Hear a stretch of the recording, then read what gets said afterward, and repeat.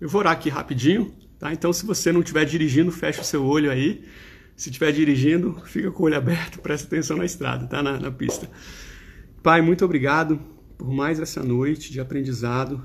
Muito obrigado por essa bênção que é conhecer da Tua Palavra, que é meditar acerca de Ti, dos Teus atributos, conhecer mais do Senhor, meu Pai. Nós consagramos a Ti essa noite, esse tempo de meditação que nós teremos, e nós declaramos, Espírito Santo, que o Senhor tem liberdade para falar aquilo que o Senhor tem para cada um de nós. Que nós possamos sair cheios de Ti, em nome de Jesus. Amém. Gente, eu acho que eu vou começar aqui, tá? E aí, quem for chegando vai pegando com o bonde caminhando, tá bom? Eu não costumo parar muito no meio, porque eu me perco se eu for ler as mensagens, mas fiquem à vontade aí para mandar. De vez em quando eu paro para ler, e minha esposa está por aqui também. Se chegar alguma coisa, ela de vez em quando ela me dá um toque para que eu possa responder, tá? Nós estamos dando continuidade com o que a gente falou na semana passada, mas se você não estava aqui, não tem problema, não vai prejudicar. A gente respondeu na quarta-feira passada a seguinte pergunta: a Bíblia é a palavra de Deus ou ela contém a palavra de Deus? Lembrando aqui rapidamente, qual que é a diferença? Se ela contém a palavra de Deus, parte dela realmente é inspirada pelo Senhor, então você tem que obedecer, e parte dela é fruto da imaginação de algum dos autores, né? Então você estaria dispensado de obedecer. Como nós vimos, toda a palavra de Deus é inspirada por Deus, né? Então ela é a palavra de Deus. Beleza.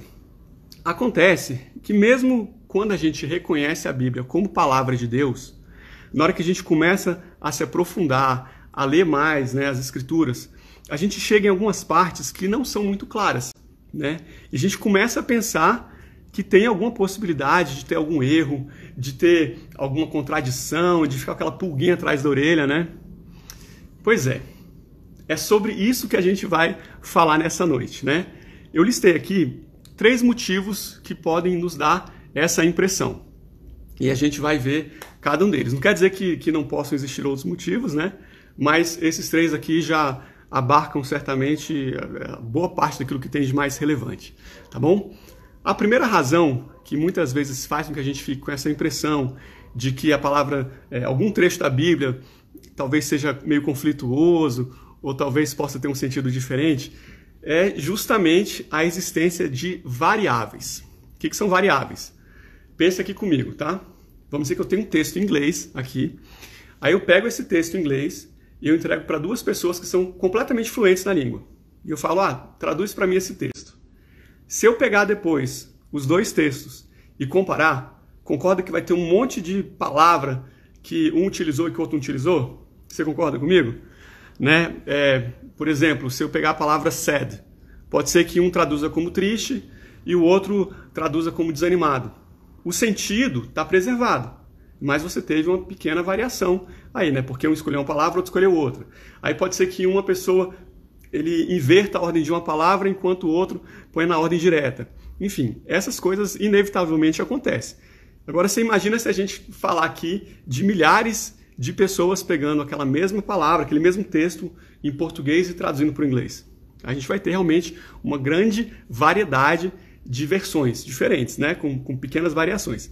E quando a gente fala de variáveis, a gente está falando justamente sobre isso, tá? Lembre-se que a Bíblia foi transcrita ao longo de 1.500 anos, né? O último livro que foi escrito, ele é de aproximadamente 90 depois de Cristo. Então, dá o quê? 1930 anos, né? Acho que é isso. Então tem muito tempo. A gente tem livro aí de 3.000 anos atrás. E o que aconteceu? O texto que chegou até a gente hoje, né, da Palavra de Deus, ele na verdade não foi traduzido diretamente do original. O original foi transcrito, né, por um tradutor lá atrásão, depois aquela cópia foi transcrita, que depois pegou outra cópia, então é cópia da cópia, da cópia, da cópia, até chegar ao que a gente tem hoje. Então nesse trabalho, nesse processo, algumas palavras elas acabam mudando um pouquinho, né, por conta dessa tradução, né? Inclusive, se a gente for pensar aqui, eram 3 línguas, né, na Palavra de Deus. Era hebraico, o hebraico, inclusive era o hebraico arcaico, se eu não me engano. A gente tem o grego bíblico e a gente tem o aramaico.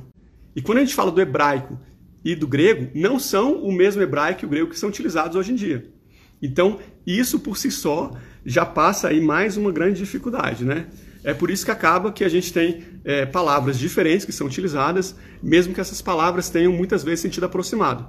Por exemplo, um tradutor pegou uma palavra original e traduziu como Deus. O outro foi e traduziu como Jesus, né? Tem até um vídeo do Iago Martins. Para quem não conhece ele tem um canal chamado Dois Dedos de Teologia. É um canal bem interessante, né? E ele faz um estudo justamente sobre essas variáveis. E ele fala que as variáveis que são encontradas nesses vários transcritos, nos manuscritos, elas se dividem em dois grupos. A gente tem as variáveis significativas e não significativas, que é um grupo, e a gente tem as variáveis mutáveis e imutáveis, tá?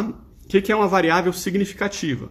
É uma variável que muda o sentido da palavra. Então, se eu tenho uma palavra que ela pode ser traduzida tanto por menino quanto por camelo, então a gente mudou o sentido, né?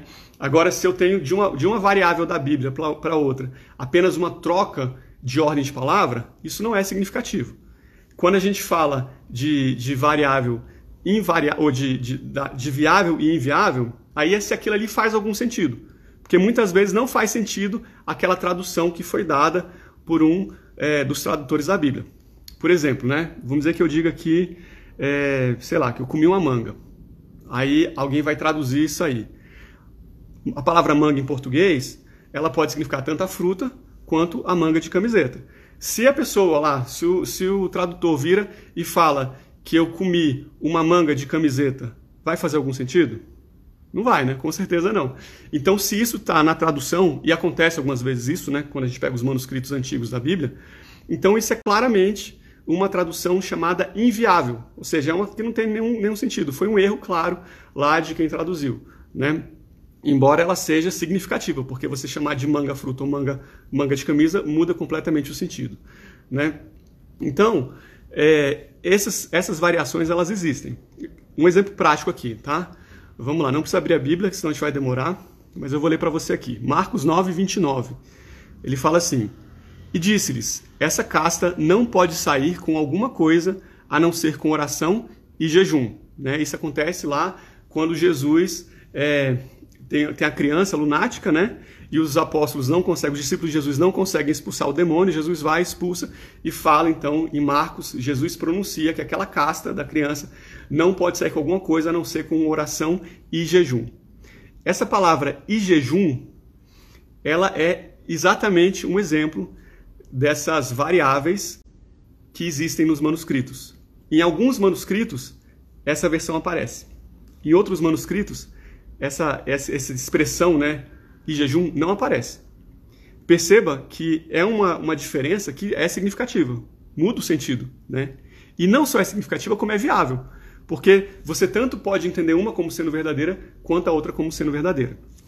Então, existem essas pequenas variações, quando a gente pega, né, quando os estudiosos vão lá atrás, pegam os manuscritos que foram encontrados ao longo de vários anos, né, e se debruçam nele para a gente chegar na versão final da Bíblia que a gente tem hoje, tá? Walter, mas então como é que a gente pode confiar no que a gente está lendo aqui se isso pode acontecer? 3 motivos.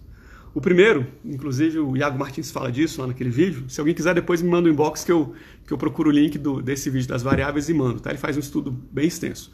Mas o primeiro motivo é que quando a gente fala de variável, de variantes, que são viáveis e significativas, que são as únicas que importam aqui, porque podem mudar o sentido do texto, elas representam só 0,2% de todas as variáveis existentes. Então, 99,8% de variável não muda, não mexe no sentido, ou ela é completamente inviável. Não tem como a gente admitir que aquela versão estava certa. Então você já vê por isso, só por isso aí, que não tem como tirar a força da palavra de Deus, né? O segundo motivo é que mesmo diante dessas variáveis, desse 0,2%, que é muito pouquinho, a gente tem outras passagens da Bíblia que nos ajudam a entender esses trechos que muitas vezes podem causar essa dúvida, né? Por exemplo, a gente falou agora da passagem dessa expressão que aquela casta não sai a não ser com oração e jejum.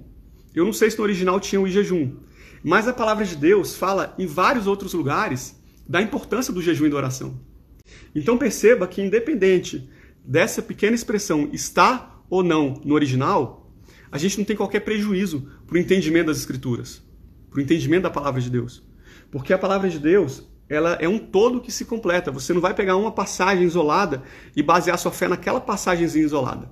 Então é por isso que esse ponto também não pode ser usado como argumento para a gente jogar fora as Escrituras de Deus. Tá? O terceiro argumento é que há um entendimento geral que essas variáveis elas não dizem respeito a temas que são fundamentais, que são essenciais para a doutrina cristã. Quando a gente pega o que há de essencial na doutrina cristã, a questão da redenção, a questão do plano de Deus para a salvação, da queda do homem, a questão dos pecados, né, das leis morais, esses são pontos que não tem divergência, não tem contradição, você não tem margem para você interpretar num sentido ou no outro.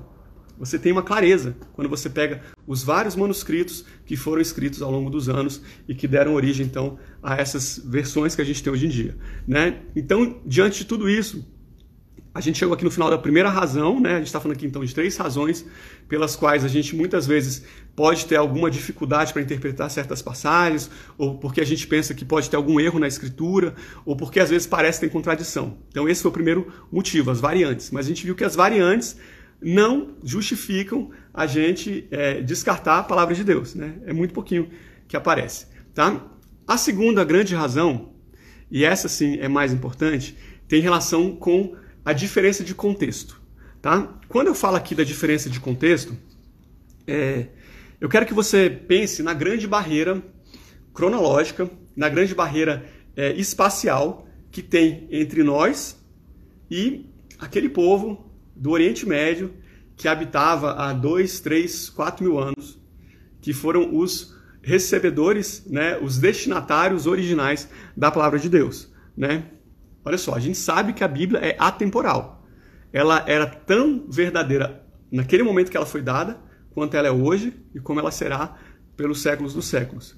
Mas a gente não pode deixar de reconhecer também que existe uma grande diferença, né, um grande hiato aí entre o que a gente vive hoje e o que a gente tinha naquela época, né? E justamente essa grande diferença de contexto faz com que a gente também tenha alguma dificuldade para interpretar certas passagens da Bíblia ou algumas questões, alguns pontos pareçam contraditórios, né? Uma das razões para isso, quando a gente pensa na diferença do contexto, é justamente a evolução do significado. O que é isso? Com o passar do tempo, certas palavras, embora ela se mantenha enquanto grafia, né, escrita, ela muda de significado. A palavra continua a mesma, mas o significado atribuído a essa palavra, ele pode aumentar, ou ele pode diminuir, ou ele pode se perder, né? Se eu falar aqui, por exemplo, que a vaca foi para o brejo, ou que a chapa vai esquentar, ou que fulano é muita areia para o caminhãozinho da menina. Se eu falo isso aqui, ninguém tem dúvida do que eu quero dizer. Está todo mundo entendendo muito bem. Agora, muitas vezes, se uma pessoa de outro país pegar essa frase, essa expressão que eu disse, não vai fazer sentido nenhum, porque ele não vai entender o que aquela expressão significa no nosso contexto aqui. Ou mesmo no Brasil, vamos dizer que daqui 500 anos, Deus não voltou ainda, não acho que vai acontecer, mas enfim, daqui 500 anos alguém vai e pega esse texto e lê lá. A vaca foi para o brejo. É mais fácil ele pensar que o animal foi para um campo pantanoso, né, com água lá, do que ele pensar que a gente está dizendo que a água foi por água abaixo, né, que algo deu errado, né? Então, essa evolução de significado, ela existe também quando a gente pensa nas Escrituras, né? Pensa bem, a gente está falando de um texto que foi escrito há 2, 3 mil anos atrás. Um exemplo prático disso, inclusive eu não sei se o Alexandre está aqui na live, mas ele inclusive fez uma pregação no Rio de Janeiro recentemente, e ele falou dessa passagem aqui, ó, Filipenses 2, de 9 a 11. Por isso Deus o exaltou à mais alta posição e lhe deu o nome que está acima de todo nome, para que ao nome de Jesus se dobre todo o joelho nos céus, na terra e debaixo da terra, e toda língua confesse que Jesus Cristo é o Senhor, para a glória de Deus Pai. Aqui a gente vê Paulo, que é o autor do livro de Filipenses, declarando que com a morte e ressurreição de Jesus, Deus deu a Jesus um título que está acima de todos os outros títulos. Qual que é esse título? Senhor, que Jesus Cristo é o Senhor. No original fala Adonai. Aí a gente pensa, poxa, esse é o título que Jesus recebeu? É o título que está acima de todo título? Parece pequeno, né? Porque hoje eu chamo meu pai de senhor, eu chamo um tio de senhor, eu chamo um desconhecido aí que é idoso, eu chamo de senhor. Aí quando eu pensei, esse é o título que Jesus recebeu? Pois é. Só que a gente pensa dessa forma por conta do significado que a palavra Senhor tem no nosso contexto atual. Quando a gente vai lá para o contexto da palavra de Deus, quando esse texto foi escrito, essa expressão Senhor, ela era usada por um escravo para se referir ao seu amo, ao seu dono. Pensa bem, o escravo não tinha direitos sobre seu corpo, sobre sua vontade, sobre suas ações. Quem determinava tudo na vida do escravo era o seu dono. Então, quando a Bíblia fala que Deus deu a Jesus Cristo o título de Senhor, significa que a partir de agora, Ele é o nosso dono, Ele é o nosso proprietário. Ele é que detém todo o poder sobre nossa vida para fazer tudo da maneira como Ele deseja. Vocês estão entendendo?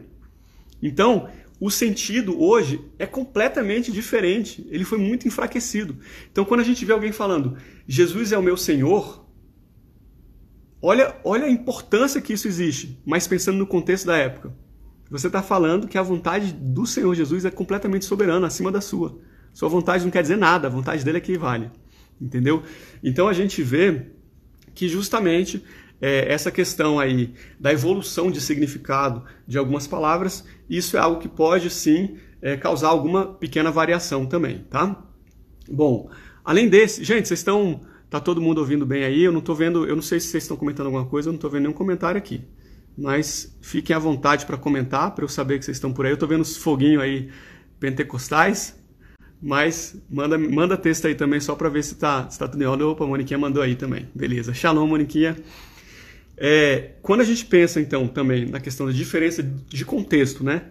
Para a época em que a Bíblia foi escrita e hoje, tem uma outra questão também que pode causar essa divergência aí de entendimento, né? Que é justamente as práticas usuais da época, né? Se a gente não conhece quais eram as práticas usuais naquela época, a gente pode acabar se deparando com alguma barreira aqui, né? Ou com algum ponto que a gente não entenda muito bem, ou a gente pense até que existe algum erro, né? O exemplo prático disso, tem um dos evangelhos que fala que Jesus curou um cego. Quando a gente vai ler no outro evangelho, a gente sabe que às vezes os evangelhos narram a mesma história, ele fala que Jesus curou 2 cegos. Aí você pensa, pô, será que teve algum erro aí? Um fala 1, outro fala 2. Tem gente até que defende que o fato de lá falar 1 e o outro falar 2 não quer dizer que está errado, porque pode ser que cite de algo que aconteceu no momento posterior, né, que foi logo depois que ele entra em Jericó, se não me engano, é o cego de Jericó. Mas enfim, se a gente for voltar para qual era a prática usual lá no contexto, era muito comum que apenas os homens adultos fossem contabilizados. Quando a gente vê as passagens das multiplicações de pão e peixe, o que a Bíblia fala? Quantas pessoas estavam ali presentes? Vocês lembram? Alguém lembra? Não sei se vocês vão ter tempo de escrever aí, mas se alguém lembrar, o que a palavra de Deus fala? Quantas pessoas estavam presentes nas multiplicações? Vou dar aqui 10 segundinhos só, para ver se alguém lembra. Enquanto isso, eu vou beber uma água.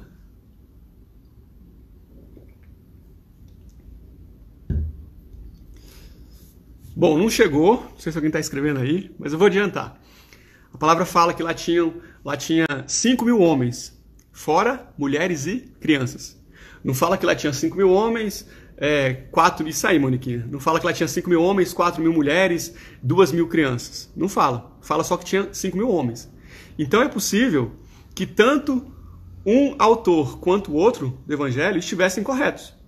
Se um decidiu seguir o padrão da época, que era falar apenas dos homens adultos, e o outro decidiu seguir um padrão diferente e citar mulheres e crianças. Pode ser que a gente tivesse um cego homem adulto e um cego que era uma criança ou uma mulher cega, né?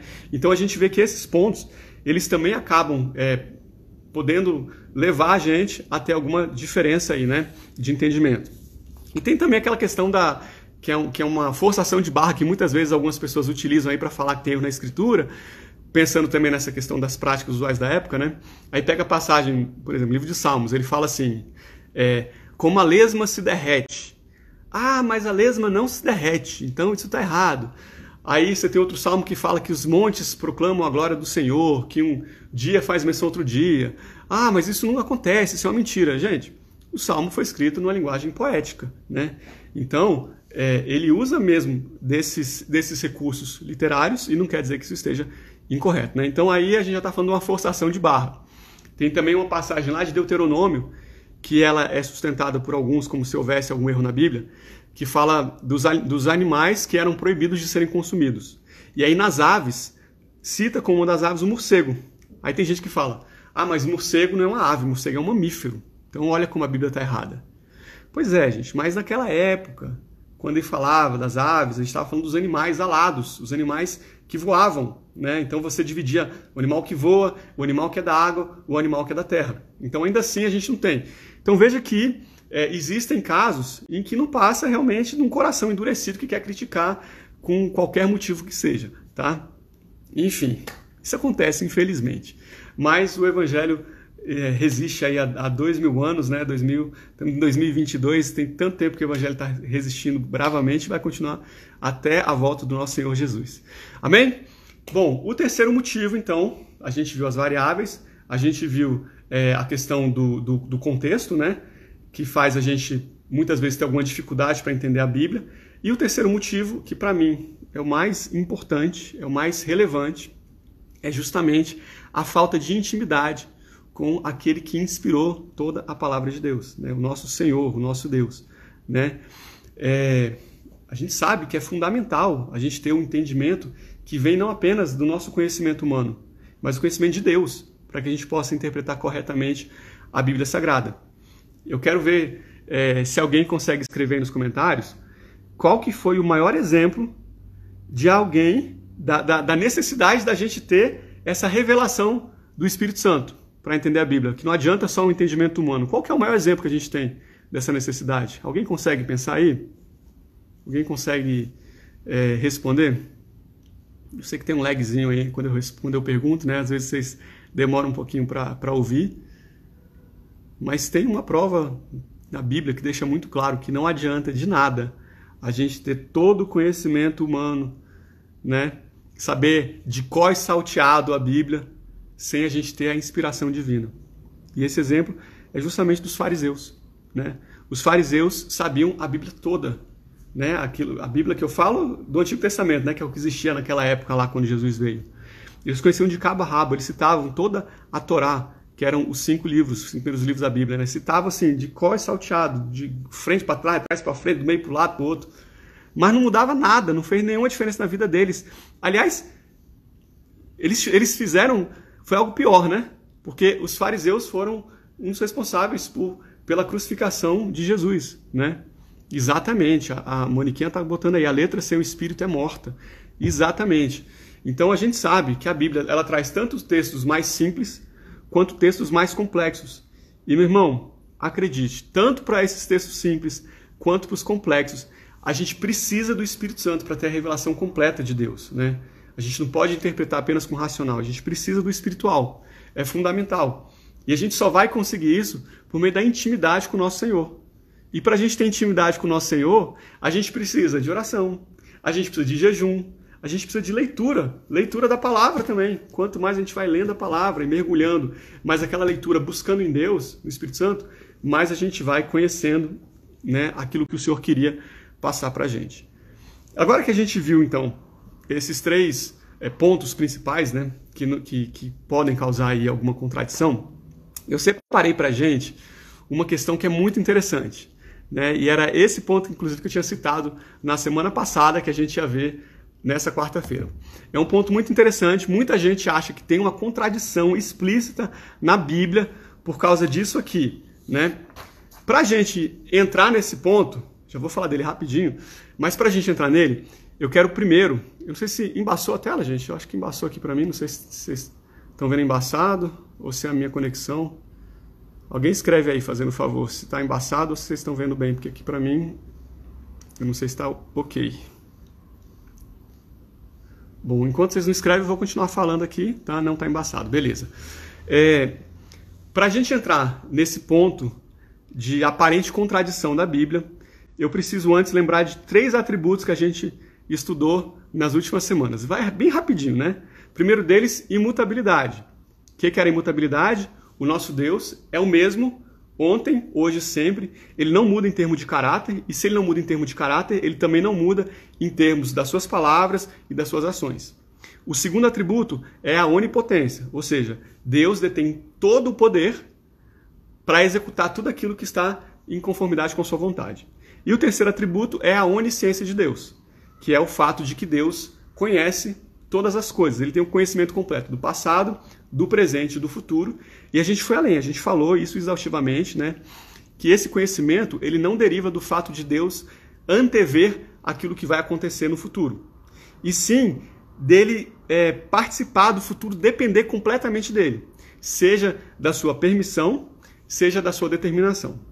Então, tendo em vista esses 3 atributos, onipotência, onisciência e imutabilidade, eu vou te fazer uma pergunta. Você acha que é possível Deus se arrepender? Reflita. E aí? Será que é possível Deus se arrepender? Pensa aqui comigo. Em que consiste o arrependimento? O arrependimento é justamente a gente voltar atrás, né, em determinada ação e mudar o nosso rumo, né? Inclusive, o Arthur Pink, ele fala que tem 2 coisas que podem nos levar a mudar de plano, né? A mudar de opinião, a rever nossos planos. A primeira delas é a nossa incapacidade de prever ou de antecipar tudo que vai acontecer. Então, por exemplo, vamos dizer que eu estou me programando para viajar no final de semana. Então eu vou, compro passagem, compro hospedagem e tudo mais. Aí chega na sexta-feira e um parente meu, que eu não vi há muitos anos, pousa aqui em Brasília, vem para cá e aparece com as malas na minha porta e fala, vim ficar com você. Aí aquele meu plano de viajar está frustrado porque eu não fui capaz de antever, de prever que o meu parente ia chegar naquele momento, né? Então eu tenho que mudar meu plano. O segundo motivo é justamente a falta de poder, né, de poder para executar tudo que eu planejo. Então, nesse mesmo exemplo, eu não tenho o poder de viajar e ainda dar assistência para o meu parente, né? Ou então, vamos dizer que eu vou viajar de carro daqui para BH, eu falo, eu tenho que chegar de carro hoje, em BH. Eu estou no meio do caminho e quando eu chego num rio, eu descubro que a ponte caiu e eu não tenho condição de chegar lá porque eu não tenho poder para atravessar aquele rio, né, de carro. Então, meu plano está frustrado também, né? Então, diante disso, você acha que é possível Deus se arrepender? Lu respondeu, não, Deus não é surpreendido. Pois é, Deus decretou todas as coisas, Ele tem poder para tudo, Ele não pode ser surpreendido, então não tem como Deus se arrepender, né? Beleza, só tem um pequeno problema. Olha essas passagens aqui, ó. Deixa eu encontrá-las. Vamos lá. Gênesis 6:6. Então arrependeu-se o Senhor de haver feito o homem sobre a terra, e pesou-lhe em seu coração. 2 Samuel 24. Estendendo, pois, o anjo a sua mão sobre Jerusalém para destruir, o Senhor se arrependeu daquele mal, e disse ao anjo que fazia destruição entre o povo, basta, agora retira a sua mão. Aí a gente vai para Jonas 3. E viu Deus as obras deles, como se converteram do seu mau caminho, e Deus se arrependeu do mal que tinha anunciado que lhes faria, e não o fez. Inclusive, a Ritinha está botando aí no dilúvio, essa passagem do dilúvio é justamente a de Gênesis 6:6, que eu acabei de ler, né? Mas e aí, gente? A gente acabou de ler 3 passagens que citam expressamente que Deus se arrependeu. Será que ele parou e pensou, meu Deus, quer dizer, ele ia falar meu Deus, né? Eu mesmo, mandei mal. Nossa, como é que eu fiz isso? Eu mesmo. Como é que eu fiz isso? Ah, não, vou voltar atrás. Vou fazer mais isso não. Pegou desprevenido aqui. Eu vou voltar atrás. Agora eu volto atrás. Você acha que foi isso que aconteceu? Eu vou apimentar um pouquinho mais essa discussão aqui, tá? E enquanto isso, vai colocando aí nos comentários se você acha que é possível Deus se arrepender ou não se arrepender. A gente está trazendo aqui elementos, tanto num sentido quanto em outro, né? Vai escrevendo aí. Olha o que diz 1 Samuel 15, versículo 11. Arrependo-me, aqui é Deus falando, arrependo-me de haver posto a Saul como rei, porque ele deixou de me seguir e não cumpriu as minhas palavras. Aí, no mesmo capítulo, a gente salta agora do versículo 11 para o versículo 29. E Deus, aí a gente vê assim, ó, e também aquele que é a força de Israel, ou seja, Deus, não mente, nem se arrepende, porque não é homem para que se arrependa. Algo de errado não está certo. A gente vai para o 15, versículo 11, e fala que Deus se arrependeu de botar Saul. A gente vai para o versículo 29 e Deus fala que ele não se arrepende, porque ele não é homem para se arrepender. Aí a gente vai para Números 23, 19 e fala, Deus não é homem para que minta, nem filho do homem para que se arrependa. Estamos com um aparente problema em mãos, né? Uma hora a Bíblia fala que Deus se arrepende, uma hora ela fala que Deus não pode se arrepender. Tá complicado, né? Bom, para a gente resolver essa situação, na semana passada a gente falou de 2 princípios de interpretação bíblica que são muito importantes para todas as ocasiões que a gente estiver lendo a palavra, né? O primeiro é justamente que a Bíblia não se contradiz. E o segundo é que passagens de interpretação mais difíceis, a gente sabe que elas estão por aí, né?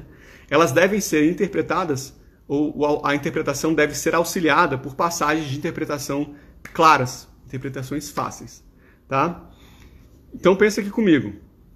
Essas 2 passagens que falam que Deus não se arrepende, elas são muito claras.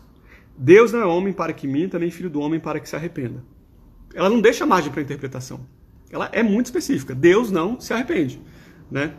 Então a gente tem que interpretar aquelas outras passagens que falam que Deus se arrependeu, sem perder de vista justamente essas afirmações que Deus faz. Mas Deus não se arrepende, tá?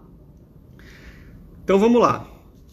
A gente tem que entender que muitas vezes a Bíblia ela descreve Deus em termos humanos. Por quê? Porque é a única forma que a gente tem de se comunicar. A única linguagem que a gente conhece é essa. E Deus usa dessa linguagem. Então, a gente vê na Bíblia claramente falar que Deus é espírito. Se Deus é espírito, a gente tem que reconhecer que Deus não tem braço, Deus não tem olho, Deus não tem ouvido, porque ele não tem um corpo físico. Ele não tem, ele é espírito. Mas, quando a gente vai para a palavra de Deus, a gente vê passagens como a que afirma que o braço do Senhor não está tão recolhido que não possa nos alcançar. A gente vê passagens que falam que os seus olhos estão sobre os justos e os seus ouvidos estão atentos às suas orações, né? A gente vê passagens que falam de outros membros do Senhor, né? Então, assim, por que Deus faz isso? Porque ele, embora ele não tenha braço, embora ele não tenha perna, embora ele não tenha olho, quando ele usa essa linguagem, ele consegue fazer com que a gente entenda o que ele quer dizer por meio disso. Quando ele fala do braço dele, da ideia de força, né, de ação, de executar algo. Quando ele fala do olho, quer dizer que ele está vendo tudo o que acontece. Como é que a gente saberia que Deus vê tudo sem usar a expressão olho? Porque a forma que a gente entende que alguém vê alguma coisa é por meio do olho, né? Então, Deus se utiliza dessa adaptação, esse recurso de adaptar a linguagem dele para nossa característica humana, para que a gente possa entender o que ele quis dizer. Esse recurso ele é chamado de antropomorfismo, tá? E ele é utilizado muitas vezes na palavra de Deus. Ah, Walter, mas se lá em Gênesis, quando fala que a gente foi feita à imagem, conforme a semelhança de Deus, ele não está falando do corpo físico, ele está falando dos atributos. Inclusive, a gente está estudando os atributos de Deus, né? A gente começou há 6 semanas atrás vendo os atributos de Deus. A gente está neles ainda, a gente está só fazendo um pequeno parênteses aqui. A gente viu os incomunicáveis, que são só de Deus, mas a gente logo vai entrar nos atributos comunicáveis de Deus, que são aqueles que ele compartilhou com a criação, com os seres humanos. Então, quando a Bíblia fala que nós fomos feitos à imagem, conforme semelhança de Deus, está falando desses atributos que a gente tem e que Deus tem, como o amor, como a bondade, a santidade, a misericórdia, né? Então é disso que está se referindo. Mas além do antropomorfismo, existe um outro recurso que é utilizado, que é quando Deus ele atribui sentimentos humanos aos seus sentimentos. Então é bem parecido com o antropomorfismo, né? O antropomorfismo é característica humana e a antropopatia são sentimentos humanos. E é aqui que está a chave para a gente entender aquelas passagens que a gente leu, né, as passagens lá de 1 Samuel, a passagem de Gênesis 6, de Jonas 3, aqui que a gente entende, então, o que Deus queria dizer com se arrependeu, tá? Então, o que acontece? Quando a Bíblia fala que Deus se arrepende, não quer dizer que ele tenha mudado a sua essência. O que ele faz é mudar a sua maneira de interagir em razão da mudança de comportamento do homem, né? Então, Deus não muda. Deus é perfeito. Se Deus é perfeito, ele não evolui. Ele não cresce em conhecimento. Ele não se torna melhor ou pior. Mas nós, seres humanos, nós mudamos. Nós podemos aprender, nós podemos evoluir, nós podemos regredir. Concorda comigo? Se vocês estão entendendo, dá um sinal de vida aí, galera. Quero ver se vocês estão presentes, se vocês estão acompanhando a linha de raciocínio, tá? Nós podemos mudar. Deus não muda, mas nós podemos mudar. E é justamente porque nós podemos mudar, pelo fato da gente poder evoluir, da gente poder mudar o comportamento, que Deus pode mudar a sua atitude conforme a nossa mudança de comportamento. Então, quando a palavra fala que Deus se arrepende, é porque ele muda a atitude dele em conformidade com o nosso comportamento que agora mudou. Tá? Olha essa citação aqui do Paul Washer. O Paul Washer, ele fala o seguinte: a imutabilidade de Deus não significa imobilidade. Ele não muda, mas ele não é estático, apático e não envolvido com sua criação. Ele é dinâmico e interage com a criação.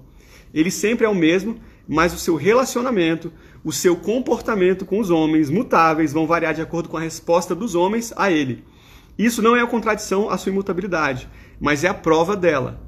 Ele sempre vai responder às ações humanas de maneira consistente com seus atributos inalteráveis. Então Deus não muda o seu caráter. Ele muda a resposta que ele dá em razão da nossa mudança de comportamento. Eu vou dar um exemplo aqui para você que está lá na Bíblia, tá? Olha o que diz Jeremias 18, versículos 7 a 10.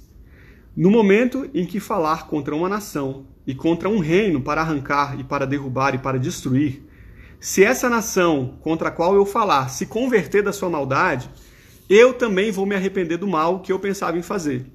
No momento em que eu falar de uma nação e de um reino para edificar e para plantar, se ela fizer mal diante dos meus olhos, não dando ouvidos à minha voz, então eu me arrependerei do bem que eu tinha falado que falaria. Então, você está vendo como fica muito claro nessa passagem? Então, se Deus falar que vai fazer o mal contra a nação por conta do seu comportamento, mas essa nação mudar de comportamento, então ele vai se arrepender e vai agir com bondade em relação a essa nação. Se arrepender aqui, então, não naquele contexto igual a gente se arrepende, no sentido de ser pego de surpresa, e sim no sentido de mudar a resposta que ele ia dar porque a nação mudou o comportamento. Tá? Então, não é como se Deus virasse e falasse: mandei mal demais, ai, agora. Poxa vida, ai meu Deus, eu tô tristinho porque eu fui pego de surpresa. Não, isso nunca pode acontecer. Porque Deus, ele é onisciente, ele é onipotente, ele é onipresente, ele sabe todas as coisas.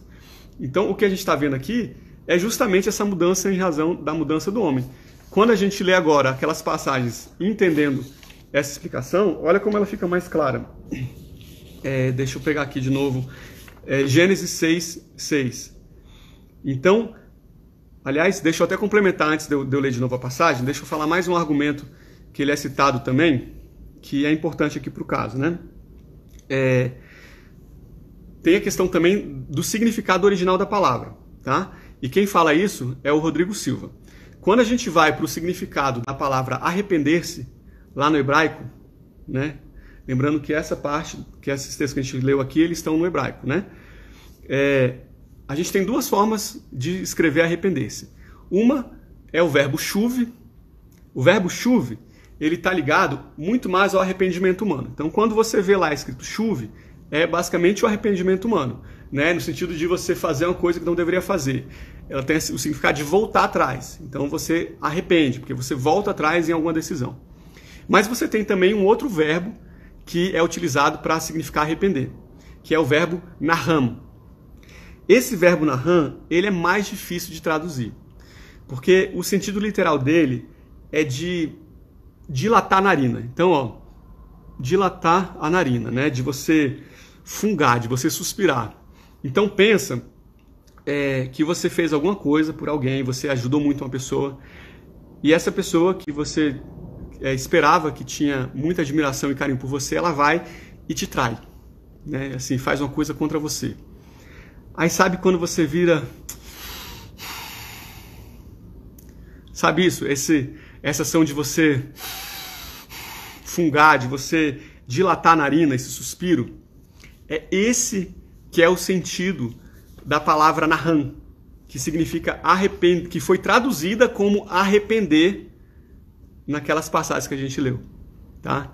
Então, quando a gente vê essa passagem, esse suspiro, ele significa justamente a ideia de que Deus sentiu muita dor, ele sentiu muita tristeza, né? Ele não concordou com aquela atitude que foi feita na hora, entendeu? Então ele ficou com o seu coração condoído, ele ficou magoado. Então não é com o significado de você voltar atrás e tomar uma outra atitude, e sim com esse significado de você sentir um pesar, entendeu? Então, quando a gente volta para aquelas passagens, elas agora fazem muito mais sentido, né? Deixa eu pegar aqui aquelas passagens para a gente ver rapidinho. Ó. Então a gente tem aqui, então arrependeu-se o Senhor de haver feito o homem sobre a terra, e pesou-lhe em seu coração. É justamente que Deus, quando ele viu aquela maldade da terra, ele fez tipo isso, entendeu? Poxa, ele ficou triste. Mas não quer dizer que ele tenha se arrependido, porque nosso Deus enviou o seu Filho para nos salvar. Ele não destruiu a terra. Ele não foi e acabou com a terra toda. Ele preservou Noé, a família dele, mesmo com o dilúvio. Então a gente vê que não faz sentido a gente entender que Deus se arrependeu, né? Que Deus voltou atrás. Até porque se Deus tivesse se arrependido, ele tinha poder para fazer tudo do zero. A gente não estava aqui, entendeu? Esse que é o sentido da palavra nahan. Tá? É isso que quando a gente lê essas passagens de arrepender, é isso que a gente tem que entender. Tá? Inclusive, tem uma citação que ela é muito, muito bacana, do Sproul. Eu vou ler aqui para você também. Que tem relação, inclusive aquela passagem que a gente leu, em que Deus vira e fala que se arrependeu de colocar Samuel como rei, e alguns versículos depois ele vai e fala, mas Deus não é homem para que minta, nem filho de homem para que se arrependa, né? Olha o que o Sproul fala. Quando a Bíblia usa a linguagem humana para descrever Deus, principalmente em narrativas, a parte didática das Escrituras nos dá a correção, não no sentido de corrigir um erro, mas de qualificar o significado de um texto para que a gente não venha cair em algum erro. Mesmo com a Bíblia falando que ele se arrepende, ela diz, mas se lembre que Deus não é homem para se arrepender. Ou seja, não força a barra naquela passagem, lá naquela narrativa em que eu falei que Deus se arrependeu, para achar que Deus é homem para se arrepender. E a gente pode pegar esse mesmo ensinamento aqui do Sproul e aplicar naquela passagem lá que fala que o braço do Senhor está estendido, que os olhos estão atentos a tudo, e comparar com a passagem que fala que Deus é espírito. Então, essa parte que vem justamente qualificando, né, Deus, ela dá o sentido completo das partes da Bíblia que tratam de narrações. Tá? Então, esse era o caso que eu queria trazer para vocês. É um caso que eu achei bastante interessante. Espero que vocês tenham gostado também. Deixa eu até ver aqui, tanto que ele encontrou o homem justo porque viu o coração de Noé. Exatamente, Lulu. Deus viu o coração de Noé, achou justo e preservou. Né? Então a gente vê que não é o sentido de arrepender igual o homem se arrepende e volta atrás. Né? Foi justamente nesse sentido de ter se machucado, assim, de ter ficado triste com aquela reação do homem. Né? Beleza. E diante de tudo que a gente viu aqui, quais são as conclusões que a gente tem que ter em mente, né? Primeiro, em relação àquelas variantes que a gente viu, né? As variantes existem, elas estão aí, né? Não tem como escapar dela, mas a correção delas tem sido um trabalho que vem sendo feito por muitos tradutores. A gente vê que direto a gente tem uma nova versão da Bíblia mais atualizada, que ela acaba corrigindo algum equívoco que pode ter passado aí para trás, mudando o sentido. Inclusive, essas passagens que fala que Deus se arrependeu, quando a gente vai para a Nova Almeida atualizada, ele não usa mais o termo se arrependeu. Deixa eu ver se eu lembro, se eu acho que qual que é a passagem, qual que é o termo que eles usam. Mas a gente já vê uma alteração. né, que é fruto justamente desse estudo que é feito pelos estudiosos da Bíblia, né, das Escrituras. Olha o que ele coloca aqui. Então, aqui eu estou lendo da Nova Almeida atualizada, né? Gênesis 6:6. O Senhor viu que a maldade das pessoas havia se multiplicado na terra e que todo o desígnio do coração deles era continuamente mal. Então o Senhor ficou triste por haver feito o ser humano na terra, e isso lhe pesou o coração. Então veja que essa nova tradução da Nova Almeida atualizada, ela já está mais condizente com a ideia do Nahum, que a gente leu lá no original, né? Então assim, as variantes existem, mas elas, quanto mais manuscritos são encontrados, mais a gente vai tendo fundamento, aí a gente que eu falo dos estudiosos, né? Para identificar qual que é a palavra mais correta para o contexto, isso vai se ajustando. Mas uma dica que eu dou para você é de você fazer uma leitura em mais de uma versão, né? A gente tem essa que eu tenho aqui, essa Bíblia Nova Almeida atualizada, eu gosto muito dela. Ela é uma Bíblia maravilhosa de estudo e ela é uma versão muito, muito boa, né? E eu recomendo que você procure uma versão que ela está mais preocupada no sentido, em preservar o sentido original, como ele foi entregue lá atrás, né? E não em trazer para a linguagem dos dias de hoje, né? Igual a gente tem aquela versão A Mensagem. A versão A Mensagem, desculpa, gente, só beber uma água aqui. Ela está muito mais preocupada com o leitor do que com o autor. Pelo menos assim, é o que eu, inclusive, já vi de alguns estudiosos, né? Porque ela está muito mais preocupada em fazer com que o leitor se sinta confortável lendo aquilo ali, do que, muitas vezes, em preservar o sentido original. Então, você vê que é uma tradução que ela tem muito mais variação do que as mais tradicionais, né? Então, a primeira sugestão que eu dou é você procurar, às vezes, ler a Palavra de Deus em mais de uma versão, que isso ajuda, sim, a você ter uma compreensão maior do significado, né? Além disso, outra boa prática que você tem sempre que ter em mente, né, pensando na questão do contexto que a gente falou ao longo dessa nossa meditação de hoje, é justamente você tentar interpretar o que foi dito pensando no que significava lá atrás, né? Pensando assim, qual foi o contexto em que Jesus falou aquilo? O que ele queria dizer quando ele citou aquilo ali? Qual que era a realidade do momento, né? E para isso a gente tem vários vídeos no YouTube que pode até ajudar. Hoje é muito fácil, né, a gente estudar, porque a gente tem recurso em todo canto. Então, às vezes, você lê uma passagem, está um pouquinho difícil de entender, bota no YouTube lá a chave, né, a chave de acesso àquela passagem lá, o endereço dela, né, põe lá, sei lá, Êxodo 12, 4, aí você vai lá e vê o que significa aquilo ali, né? Tem muita gente que já fez esse trabalho por você, só tem que ir lá e procurar, né, se interessar.